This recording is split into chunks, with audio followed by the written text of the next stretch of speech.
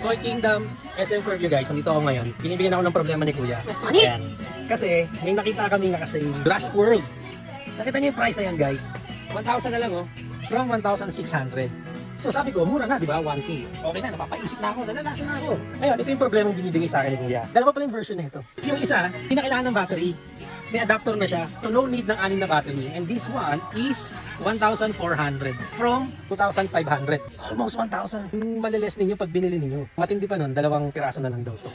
Yun yung problema na binigay sa akin ngayon dito ni Kuya. Ako gusto ko itong 1.5. Kasi yan na siyang loop. Eh, ganyan yun. So mas malaki yung tracks niya. Tsaka hindi na nga kailangan ng battery. Yung electricity doon sa speed ng 2 car nyo ng Jurassic Park, consistent yun. So mas efficient yung racing niyo kaysa sa naka-battery. Mabibili ko yun, hindi mo ito i-review ang laruan. Abangon!